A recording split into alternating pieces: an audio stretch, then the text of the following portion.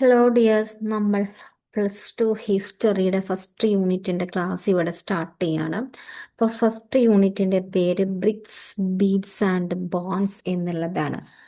അപ്പോൾ ഈ ചാപ്റ്ററിൽ നമ്മൾ ഡിസ്കസ് ചെയ്യുന്നത് ഹാരപ്പൻ സിവിലൈസേഷനെ കുറിച്ചിട്ടാണ് കേട്ടോ. അപ്പോൾ ഹാരപ്പൻ സിവിലൈസേഷൻ എന്നുള്ളത് നമ്മൾ എട്ടാം ക്ലാസ് മുതലേ നമ്മൾ പഠിക്കുന്നുണ്ട്. എട്ടാം ക്ലാസ്സിലെ സോഷ്യൽ സയൻസിലൊക്കെ നമ്മൾ ഹാരപ്പൻ സിവിലൈസേഷൻ അല്ലെങ്കിൽ സിന്ധു നദീതട സംസ്കാരം എന്നൊക്കെ പറഞ്ഞ് പഠിച്ചിട്ടുണ്ട്. ആ ഒരു സംഭവത്തെ കുറിച്ച് എലാബോറേറ്റ് ചെയ്തിട്ട് ഈ ഒരു +2 ഹിസ്റ്ററി നമ്മൾ പഠിക്കുന്നു എന്ന് മാത്രമേ ഉള്ളൂ. സിമ്പിൾ ചാപ്റ്ററാണ്, നമുക്ക് സിമ്പിളായിട്ട് പഠിച്ചെടുക്കാവുന്നതേ ഉള്ളൂ. അപ്പോൾ ഫസ്റ്റ് പോയിന്റായി നമ്മൾ പഠിക്കേണ്ട കാര്യം, Indus valley civilisation is also known as Harappan civilisation എന്നൊരു പോയിന്റ് നമ്മൾ നിർബന്ധമായിട്ടും പഠിച്ചു വെക്കണം. അതായത് ഇൻഡസ് വാലി സിന്ധു നദീതട സംസ്കാരത്തെ അറിയപ്പെടുന്ന മറ്റൊരു പേരാണ് കുട്ടികളെ ഹാരപ്പൻ സിവിലൈസേഷൻ എന്ന് പറയുന്നത്. ഈ ഒരു സംസ്കാരം, ഹാരപ്പൻ സംസ്കാരം അല്ലെങ്കിൽ ഹാരപ്പൻ സിവിലൈസേഷൻ ഫ്ലറിഷിങ് ചെയ്തിട്ടുള്ള അല്ലെങ്കിൽ അത് വ്യാപിച്ച് കിടക്കുന്ന റിവറാണ് ഇൻഡസ് എന്നുള്ളത്. അപ്പോൾ റിവർ സിന്ധു നദിയിലാണ്, നദീതീരത്താണ് ഈ ഒരു സംസ്കാരം വ്യാപിച്ചു കിടക്കുന്നത്. ഇന്ന് സിന്ധു എവിടെയാണ് എന്നൊരു ചോദ്യം നമുക്ക് പ്രതീക്ഷിക്കാം. നൗ ഇൻ പാകിസ്ഥാൻ, ഇന്നത് പാകിസ്ഥാനിലാണ്. അറ്റ് അറൗണ്ട് 2000 BC, 2600 BC കാലഘട്ടത്തിലാണ് ഈ ഹാരപ്പൻ സംസ്കാരം അല്ലെങ്കിൽ ഹിൻഡസ് വാലി സംസ്കാരം സിന്ധു നദീതടത്തെ കേന്ദ്രീകരിച്ച് വ്യാപിച്ച് നിന്നത്. Then Harappan civilisation was largest bronze age civilisation in the world. അടുത്ത് നമ്മൾ നിർബന്ധമായിട്ടും പഠിച്ചു വെക്കേണ്ട അല്ലെങ്കിൽ ഈ ഒരു സംസ്കാരത്തെക്കുറിച്ച് അറിഞ്ഞു വെക്കേണ്ട വേറൊരു പോയിന്റാണ്, ഹാരപ്പൻ സിവിലൈസേഷൻ എന്ന് പറയുന്നത് largest bronze age civilisation in the world. അങ്ങനെ പറഞ്ഞാൽ എന്തുവാ കുട്ടികളെ? നമുക്കറിയാം, ഈ വേൾഡിൽ ഹാരപ്പൻ സിവിലൈസേഷൻ അല്ലാതെയും കുറേ സിവിലൈസേഷൻസ് ഉണ്ട്. Best example Mesopotamian civilisation, Egyptian civilisation, അല്ലേ? അതുപോലെ തന്നെ ചൈനീസ് സിവിലൈസേഷനൊക്കെ. അപ്പം ഇങ്ങനെയുള്ള ഒത്തിരി സിവിലൈസേഷൻസ് വേറെ ഉണ്ട്. ആ സിവിലൈസേഷനൊക്കെ വെച്ച് നമ്മുടെ ഇന്ത്യയിലെ ഹാരപ്പൻ സിവിലൈസേഷനെ കമ്പയർ ചെയ്യുമ്പോൾ ലോകത്ത് തന്നെയുള്ള ഏറ്റവും ലാർജസ്റ്റ് ബ്രോൺസ് ഏജ് വെങ്കലയുഗ സംസ്കാരമാണ് ഏത്? നമ്മുടെ ഹാരപ്പൻ സിവിലൈസേഷൻ എന്ന് പറയുന്നത് കേട്ടോ.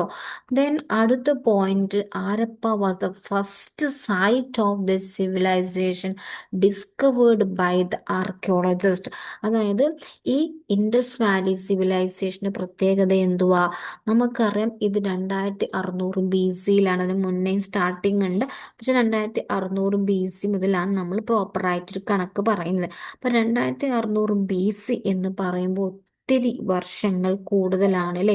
അപ്പോൾ ഈ ഒരു 2600 BC സമയത്തുള്ള ഇത്രയും വലിയൊരു സംസ്കാരം ഉണ്ടായിരുന്നു എന്ന് പറയുമ്പോൾ അതിനെക്കുറിച്ച് കണ്ടെത്താൻ വേണ്ടി കുറേ ആർക്കിയോളജിസ്റ്റുകളും കുറേ ഹിസ്റ്റോറിയൻസും ഒക്കെ അതിനു വേണ്ടി പ്രവർത്തിച്ച സമയത്ത് ആദ്യമായി ഈ സംസ്കാരത്തിനെ കുറിച്ചുള്ളൊരു അറിവ് കിട്ടിയ സൈറ്റ് അല്ലെങ്കിൽ സ്ഥലമാണ് ഏത്?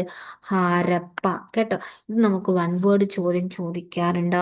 It was an urban civilisation. ഇതെന്താണ്? ഒരു അർബൻ സിവിലൈസേഷൻ ആണ്. ഹരപ്പൻ സിവിലൈസേഷൻ എന്ന് പറയുന്നത് ഒരു അർബൻ സിവിലൈസേഷൻ ആണ്. ഇതിന് റൈറ്റിങ്സ് ഉണ്ട്. ഇവർക്കും നമ്മളൊക്കെ പോലെ തന്നെ എഴുത്തും വായനയൊക്കെ ഉണ്ടായിരുന്നു, പക്ഷേ അവിടെ ഭാഷ നമുക്ക് കണ്ടെത്തുവാനോ ഒന്നും സാധിച്ചില്ല, അല്ലെങ്കിൽ വായിച്ച് മനസ്സിലാക്കാൻ സാധിച്ചില്ല. ആഫ്റ്റർ 1900 BC, 1900 BC-ക്ക് ശേഷം ഇതിലുണ്ടായിരുന്ന ഈ ഹാരപ്പൻ സംസ്കാരത്തിന്റെ ഒരുപാട് സൈറ്റുകൾ എന്ത് ചെയ്തു? അബാണ്ടന്റ്, നശിച്ചു പോയി, നശിച്ചു പോയില്ലേ? എന്തുകൊണ്ട്, സം റീസൺ, ഒരു സ്പെസിഫിക് റീസൺ നമുക്ക് പറയാൻ സാധിക്കില്ല, പക്ഷെ ഒത്തിരി റീസൺസുകൾ അതിൻ്റെ പിന്നിൽ ഉണ്ട് എന്നാണ് പറയപ്പെടുന്നത്. Then by 1900 BC the major part of civilisation is ended.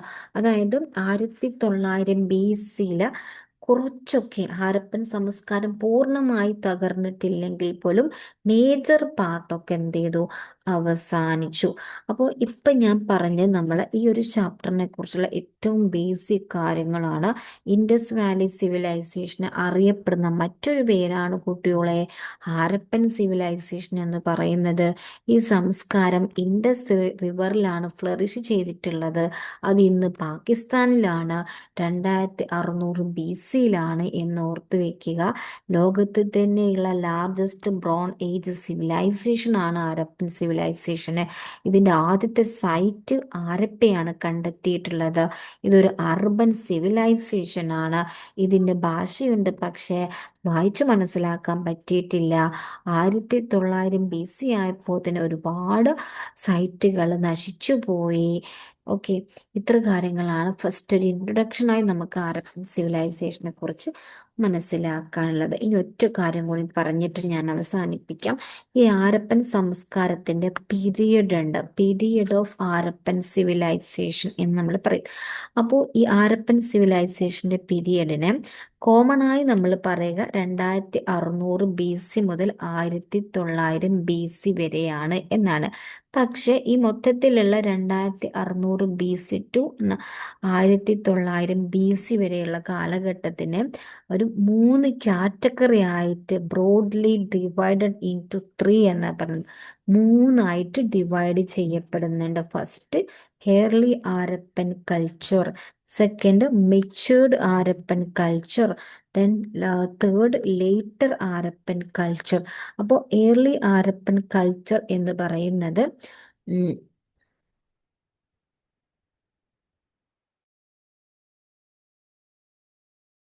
Early Harappan culture എന്ന് പറയുന്നത് ബിഫോർ ടു 2600 BC ആണ്. അതായത് 2600 BCക്ക് മുൻപാണ് early Harappan culture. Matured Harappan culture 2600 BC മുതൽ 1900 BC വരെയാണ്. ലേറ്റർ ഹാരപ്പൻ കൾച്ചർ 1900 ശേഷമാണ് കേട്ടോ. ഇങ്ങനെ ഒരു 3 പീരിയഡ് ആയിട്ട് വിഭജിക്കുന്നുണ്ട്. അപ്പോൾ ഇത്രയാണ് ഇന്ന്. ഇതുപോലെയുള്ള ഹിസ്റ്ററിയുടെ ക്ലാസ്സുകളൊക്കെ നിങ്ങൾക്ക് ആവശ്യമുണ്ടെങ്കിൽ എൻ്റെ ചാനൽ ഒന്ന് സബ്സ്ക്രൈബ് ചെയ്യുക. Okay, thank you.